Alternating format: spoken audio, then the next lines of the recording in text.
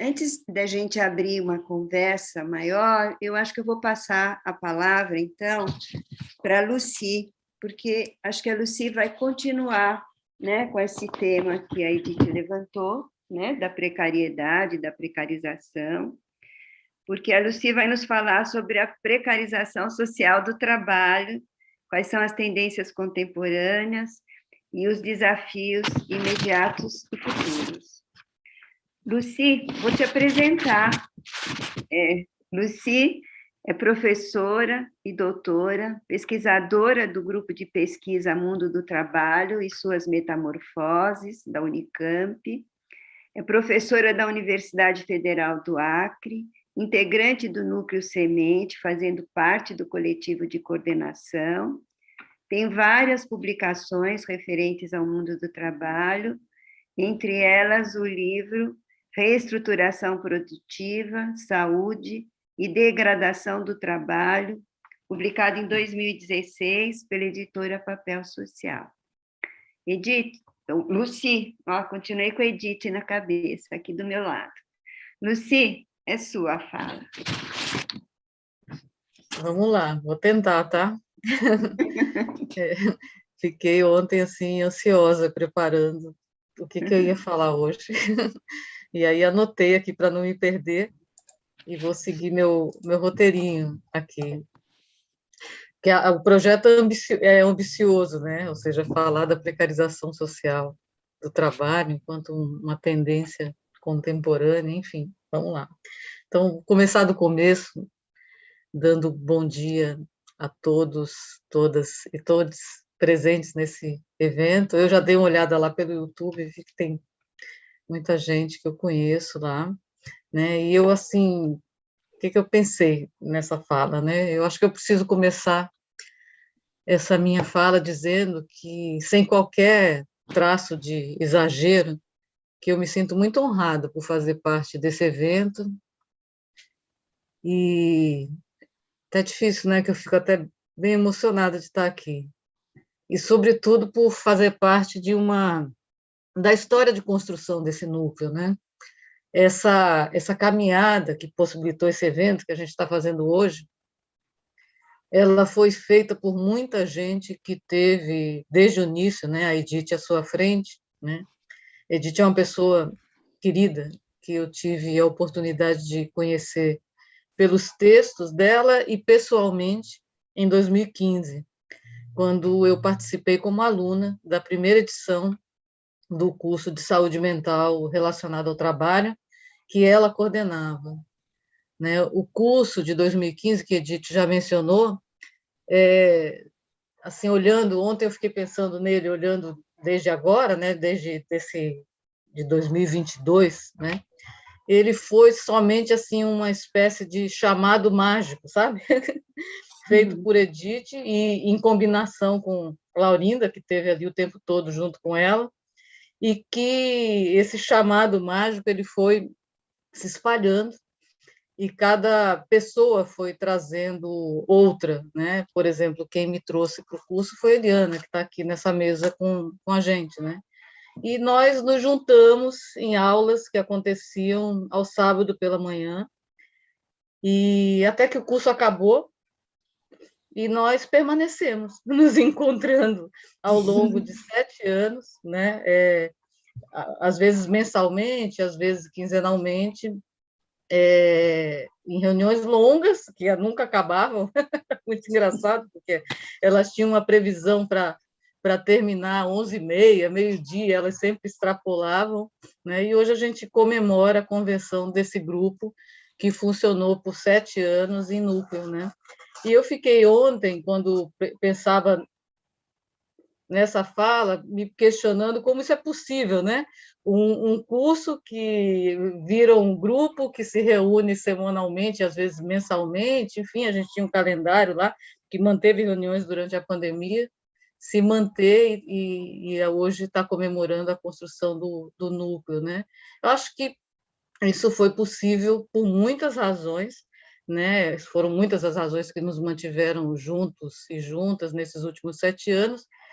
Uma delas é a própria Edith, né? Outra é que boa parte dessas pessoas, assim como Edith, que dessas pessoas que estão aqui nessa mesa e estão ali no YouTube nos acompanhando, vem de uma longa e dura trajetória de luta em defesa dos trabalhadores e das trabalhadoras, né? Há também, ou seja, não é algo que nasceu num curso, né? É algo que se juntou com esse chamado mágico no curso, e que isso fez com que houvesse e que haja entre nós um certo tipo de afeto, né? Tecido por uma relação de confiança, né? Uma confiança que está organizada, fundada em afinidades que são teóricas e que tem a ver com visão de mundo, né? A maneira como a gente compartilha uma determinada visão de mundo. Acho que há ainda uma outra razão para a gente se manter junto, né? A gente aprendeu que essa batalha em defesa dos direitos e da saúde daqueles e daquelas que vivem do seu trabalho, a ampla maioria da humanidade, requer luta diária, vigilância, denúncia e, sobretudo, senso de coletividade. Isso, sem dúvida, nos manteve juntos, né? Também não compramos o discurso que afirmava que, a partir das últimas décadas do século passado, teria se iniciado uma nova fase de valorização dos trabalhadores e trabalhadoras. A gente não comprou essa ideia, né? Que tínhamos todos nos convertido em colaboradores, né?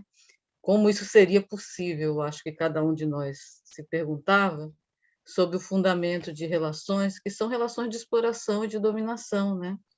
Que não só se mantiveram ao longo desses anos, como, em alguns casos, ainda se tornaram mais sofisticadas, né? As relações de exploração e dominação não diminuíram, elas se aprofundaram e, em muitas situações, ganharam um contorno ainda mais sofisticado. Então, não à toa que as atividades que a gente exerce, porque esse é um núcleo formado por gente que também é da classe trabalhadora, né? A gente pôde, a partir dessas atividades que a gente exerce, passar a observar, seja como trabalhadores e trabalhadoras, seja como pesquisadores, cada vez mais o oposto dessa tese de melhora, de um mundo melhor, né, para os trabalhadores e trabalhadoras. Então, em confronto com essas promessas de mais tempo livre, de valorização profissional, de ambientes de trabalho alicerçados na criatividade, o que a gente tem assistido é a disseminação, né, de doenças do trabalho, ainda que isso não seja reconhecido oficialmente, né, ainda que seja parte das nossas batalhas esse reconhecimento. Maria vai poder falar disso melhor do que eu. Então, chama a atenção, no meio desse processo todo, tem chamado a nossa atenção a incidência particular dessas mudanças na nossa saúde mental. Então, a minha missão nessa mesa é, de forma muito breve, tentar abordar 3 questões, explicar de uma maneira muito rápida, muito sintética, a tendência geral de precarização, uberização, plataformização do trabalho que atravessa a estrutura do capitalismo contemporâneo, que atravessa e organiza e estrutura o capitalismo contemporâneo, tentar delimitar esse processo que resulta desse estágio atual do capitalismo, como ele se lastreia em alterações que não são só objetivas, mas são subjetivas também, né? Esse é um ganho importante desse processo de elaboração nas últimas décadas, porque a ideia inicial, quando se discutia a precarização do trabalho, se falava somente da sua dimensão objetiva, que era a questão das relações contratuais alteradas, da perda dos direitos, etc. Né? E a gente tem insistido, né, vários autores e autoras, pesquisadores, enfim, de que são alterações que ocorrem nessa dupla dimensão, sempre ocorrem na dupla dimensão, né? E indicar a urgência do resgate do sentido de coletividade que a Edith já mencionou, né? E de uma noção que se perdeu, tem se perdido cada vez mais, que é a noção de direitos sociais, né? Não os direitos do consumidor, do indivíduo, mas os direitos sociais, os direitos que são coletivos, que repercutem na sociedade como um todo, né? Como uma chave para que a gente possa pensar em outros modos de vida que valorizem a vida, né? A vida como um todo, não só a humana, né? e a saúde. Então, para que a gente possa começar a pensar sobre essas questões, é necessário trazer para a reflexão uma questão que eu julgo fundamental e que eu tenho repetido muito, né, que é a ideia de que nenhuma mudança no mundo do trabalho está dissociada de alterações na dinâmica geral do capitalismo, né? Mudanças no mundo do trabalho estão relacionadas a mudanças no mundo da produção. E essas, por sua vez, caminham juntas com a inserção de novas tecnologias, alterações que são alterações institucionais, a políticas educacionais também, né? Enfim, implicam em alterações nas diferentes esferas da vida social. E essas alterações ocorrem cotidianamente, né? O que faz que nem sempre a gente perceba elas, né? Elas nem sempre são perceptíveis, elas fazem parte da dinâmica concorrencial do capitalismo, né? É algo, para simplificar, né, essa ideia, é como se, num determinado momento, a empresa X incorpore novas formas de organizar o trabalho, novas tecnologias ao seu processo, e isso resulte num aumento da intensidade da produtividade do trabalho, né? Ao agir dessa forma, que é algo comum à dinâmica de concorrência, né, há uma tendência que esses procedimentos passem a ser, de forma adaptada, adotados pelas empresas concorrentes e vão se espalhando por outras empresas do setor, né? Um pouco ajuda a gente a pensar, por exemplo, algo que é muito conhecido de todos nós, como se dá o processo de disseminação do Fordismo, né? Ou seja, ele vai se desenvolvendo de uma maneira localizada e vai sendo adaptado e assumido pelo conjunto das empresas e, evidentemente, isso não está vinculado só à Ford, né? Isso institui um novo padrão de acumulação de capital enquanto padrão de acumulação de capital, ele repercute na sociedade como um todo, né? Ou seja, e a gente nem sempre nota isso no nosso cotidiano, apesar dos processos de reestruturação produtiva estarem sempre acontecendo, porque só em alguns momentos históricos específicos, particularmente em meio a crises econômicas, que essas mudanças se evidenciam com muita força, ou seja, quando as alterações tendem a ser mais bruscas, né, com maior repercussão. Então, a gente vivencia ondas muito fortes de alterações na sociedade, nas relações de trabalho, que vão impactar a vida como um todo, né? A gente vivenciou uma dessas grandes ondas ali a partir da década de 70, com uma grande crise do capitalismo no século passado, né? Isso apareceu de forma mais clara para a gente nos anos 80, aqui no Brasil, anos 90, né? Ou seja, uma resposta a uma crise do capitalismo, quando as primeiras medidas de flexibilização do trabalho passaram a ser incorporadas, de alguma forma, tentando mudar um padrão que existia no período anterior. Nas décadas seguintes, a gente vivenciou novos picos de crise, né? Um deles é o de 2008, por exemplo, né? Onde novamente mudanças significativas foram sendo feitas. A pandemia, ela também se apresenta como uma onda de alterações significativas, né, que resultam de entre aspas, né, de um senso de oportunidade do capital, ou seja, o capital viu na pandemia uma oportunidade de acentuar mudanças que já estavam em curso, né? Isso a gente pôde ver com muita facilidade a partir da maior incidência de teletrabalho, home office, os trabalhos por aplicativo, etc. E assim seguimos, né? Olhando a partir dessa escala de longo prazo, por um lado, então a gente passa a conviver com essas mudanças que acontecem nessa grande onda dos anos 80, 90, com uma maior diversidade de produtos, mais produtos com menor durabilidade, né? Uma ideia simples, né?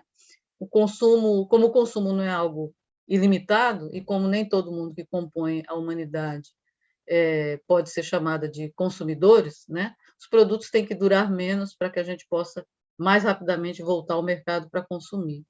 Mas qual é o problema, né? O problema é que somente diminuir o prazo de validade dos produtos para que a gente possa fazer o ciclo de consumo de maneira mais rápida não é suficiente para que os padrões de acumulação de capital voltem ao que eram antes, né? Principalmente num mundo muito mais concorrencial, muito mais interligado. Então, não basta encurtar o tempo de vida útil das mercadorias né? Mas é necessário também, para que esse processo aconteça, reestruturar de forma significativa a organização do trabalho. Então, os espaços de trabalho passam, então, nas últimas décadas, a incorporar um desenho, né, que a gente andou escutando muito, né, das tais empresas enxutas, né, empresas com uma quantidade de trabalhadores diretamente ligados a ela menor, bem menor do que antes, interligadas globalmente, parcialmente automatizadas, com seus acionistas pressionando para que elas sejam cada vez mais competitivas, né? A gente vê aí o exemplo da Petrobras, né? Ou seja, como as ações da Petrobras determinam o funcionamento dela, né? E entram em cena, portanto, né, formas de organização do trabalho ancoradas no cumprimento de metas, avaliações de desempenho, os vínculos passam a ser também flexíveis, então várias formas de vínculo numa mesma empresa, né? Uma cadeia produtiva em que você tem ali a empresa principal e ela vai se estendendo, e quando a gente investiga essa cadeia a fundo, a gente vai encontrar lá na ponta dela o trabalho parterizado, né? O trabalho sem qualquer direito, o trabalho, muitas vezes, análogo à escravidão, como a gente vê, é muito comum no setor têxtil, por exemplo, né? Então, a gente foi sendo convertido cada vez mais em trabalhadores multifuncionais e polivalentes. E esse conjunto de características marcantes na primeira onda de alterações, observada de forma muito clara no Brasil a partir da década de 90, teve na base da convenção desses locais de trabalho tradicionais em espaços organizados de forma a assimilar em seus diferentes aspectos a dinâmica concorrencial das corporações, ou seja, a gente viu todo o movimento de concorrência das corporações ser inserido na vida dos trabalhadores e trabalhadoras.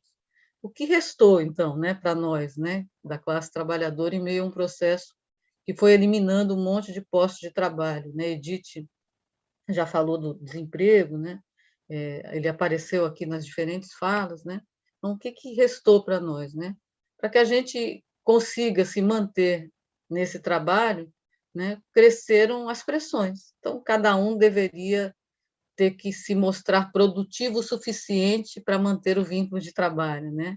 Deveria adequar-se às exigências corporativas, às métricas resultantes das avaliações de desempenho, à sobrecarga imposta pelas equipes enxutas, né? Ao ambiente externo marcado pela retirada de direitos e pelo crescente desemprego, né? Temos denominado já faz tempo esse fenômeno de precarização do trabalho. E com a onda mais recente, na última década, acentuada no contexto da pandemia, a expressão precarização do trabalho, por incrível que pareça, passou a se mostrar insuficiente para dar conta das características assumidas pela exploração do trabalho. Então, surgiu uma outra, né? Uberização. Eu tenho afirmado que a uberização é uma expressão que indica que os processos de flexibilização do trabalho subiram alguns degraus, né? Ou seja, se acentuaram, né? Ricardo Antunes, né? Ele afirma que o trabalho uberizado, eu gosto dessa síntese dele, eu sempre repito ela, destaca 3 características tendenciais importantes, né? Eu acho bom quando ele faz essa síntese, porque ele tira a ideia de uberização do trabalho somente dos trabalhadores entregadores ou motoristas de aplicativo. Ele vai dizer que as tendências são flexibilidade total, ou seja, todo aquele processo de flexibilidade que a gente já vivia no período anterior se acentuando profundamente, uma condição em que a gente é colocado num processo de disponibilidade permanente, que a gente, mesmo quem está ainda já tá no mercado formal ainda, já sente isso, essa ideia de ter que estar o tempo todo disponível. É óbvio que isso é mais acentuado para quem está na informalidade, e o crescente mascaramento das relações de trabalho sob o guarda-chuva da prestação de serviço ou outras modalidades similares, como o trabalho por conta própria ou coisa desse estilo, né? O empreendedor, etc. Né? Então, o trabalho continua duríssimo para a maioria, mas as jornadas longas não ocorrem necessariamente somente dentro da fábrica, ou de uma loja, ou de um local de trabalho tradicional. Para a maioria, ela tem sido realizada nas ruas das grandes cidades, ou seja, uma parcela da classe trabalhadora já vivia nessas condições, a exemplo dos ambulantes, por exemplo, Mas esse contingente, no último período, cresceu de uma maneira muito significativa e a gente tem visto cada vez mais um conjunto de homens e mulheres que vivem do seu trabalho, trabalhando a céu aberto, né? A exemplo dos entregadores de aplicativos, né? Sem nenhum direito, né? Com uma jornada longa e flexível, né? E com, enfim, sem soltos, né? Absolutamente soltos, né? Sem inclusive poder identificar quem são os seus patrões, né? Eles estão ocultos atrás do aplicativo. O trabalho, portanto, se tornou mais duro, né? E um número cada vez maior de trabalhadores e trabalhadoras passaram a exercer uma atividade mais instável, mais conjuntural. A vida se tornou mais insegura, né? A sensação de vulnerabilidade se espalhou ainda mais. A gente sente o tempo todo a sensação de aceleração do tempo, né? E isso tem a ver com algo que eu mencionei lá no início da exposição, né? Mudanças no mundo do trabalho estão implicadas em mudanças no mundo da produção, no mundo do capital, né? E elas atingem a gente objetiva e subjetivamente. A uberização do trabalho, ela não depende necessariamente do uso de tecnologia digital e de aparelhos móveis, portanto, né? Sem dúvida alguma, é a partir da expansão da internet e dos dispositivos móveis e da presença das corporações por trás desses aplicativos que a uberização se converte num fenômeno capaz de alterar de forma qualitativa as relações de trabalho. Mas esse processo de uberização do trabalho, por suas características, tem atingido a todo mundo, né? É uma tendência para a classe trabalhadora. Né? O avanço desse processo se faz de uma maneira tão intensa que já surge uma outra expressão para tentar dar conta desse processo, para além da expressão uberização do trabalho, que a gente tem usado cada vez mais, que é a ideia de plataformização do trabalho, né? Ou seja, parece que a gente tem o tempo todo que renovar as formas de nomear a precarização na busca por captar a acentuação desses processos, né? A expansão da plataformização do trabalho tem impulsionado um conjunto de práticas de gestão que estão diretamente voltadas a naturalizar a ausência do contrato formal do trabalho, a eliminar, com a instituição do pagamento por tarefa, por atividade executada, a relação salarial e a anular as fronteiras entre trabalho e não trabalho, ressignificando, assim, a noção de jornada de trabalho, que é algo que nos foi muito caro, né? Que resultou de inúmeras lutas. Eu sempre que falo disso, eu lembro dos cartazes dos operários no início na virada do século XIX para o século XX, que diziam 8 horas de trabalho, 8 horas de lazer, 8 horas de descanso, né?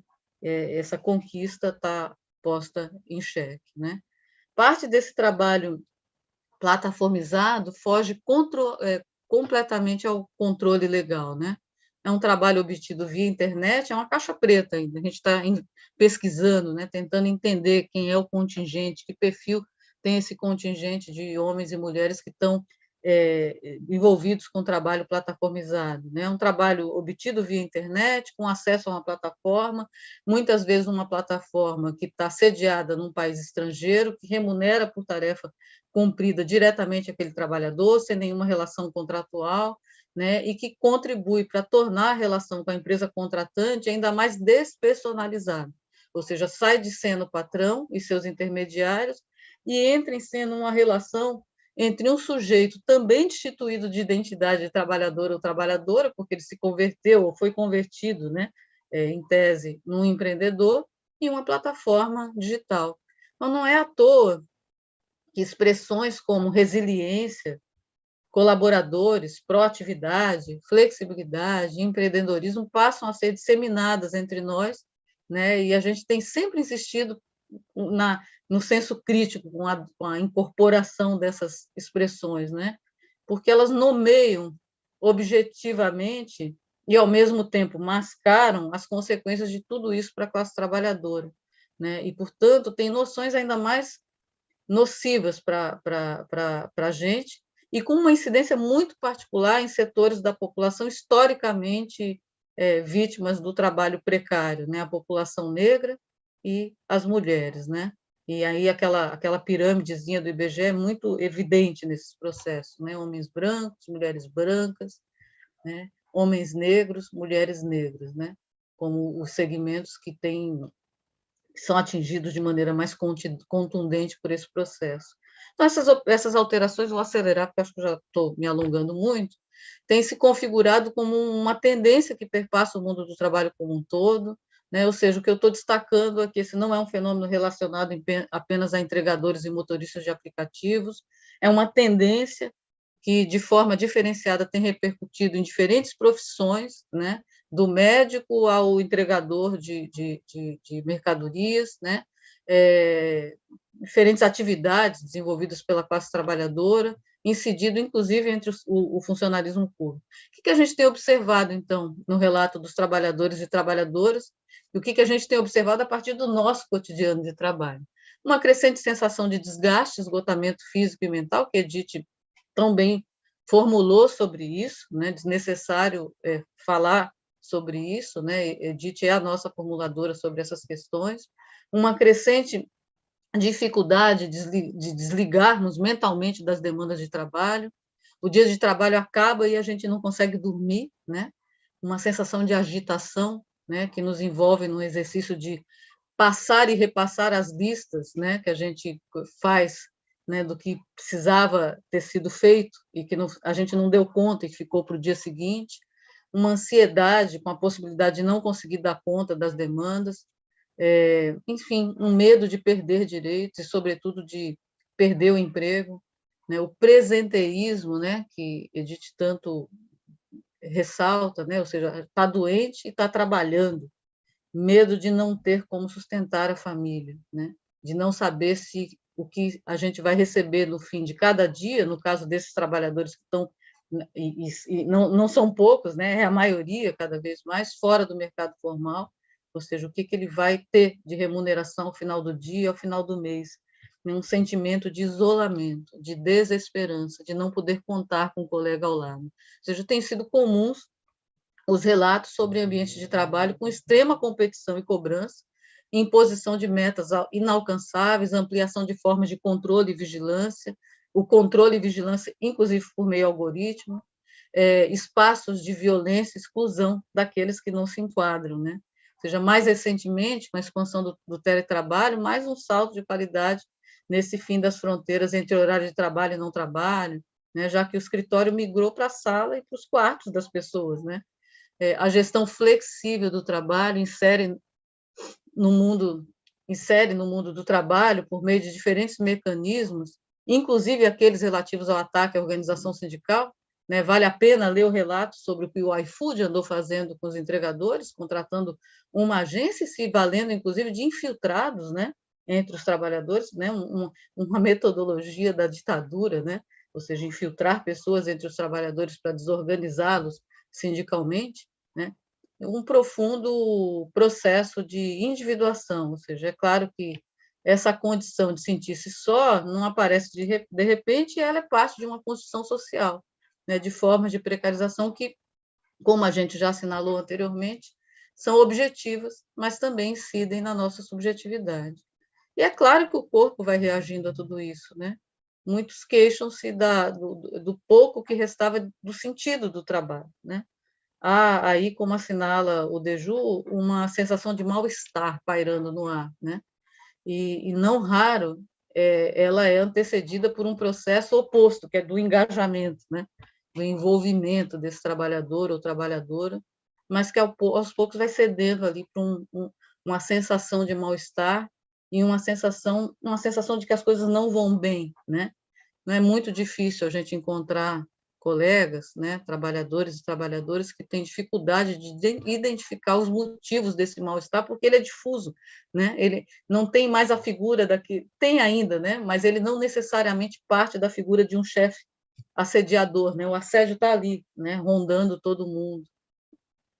Então se instaura um sentimento de culpabilização, de autorresponsabilização, como se o que tenha supostamente dado errado tenha sido o resultado do meu esforço insuficiente, da minha falta de formação adequada, do meu não saber lidar com situações adversas, de não ter sido resiliente o suficiente para poder dar conta do recado, né?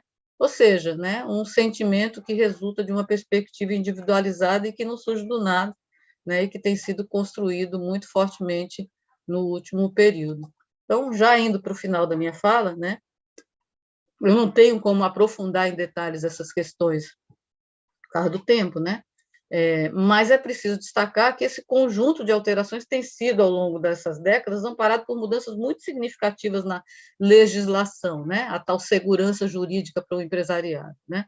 Quando a gente fala disso, né, lembramos rapidamente da tal da reforma trabalhista, entre aspas, e da regulamentação da terceirização, ambas de 2017, né, que instituíram as figuras do trabalho intermitente, do trabalho autônomo, do autônomo que presta serviço para um único empregador, né?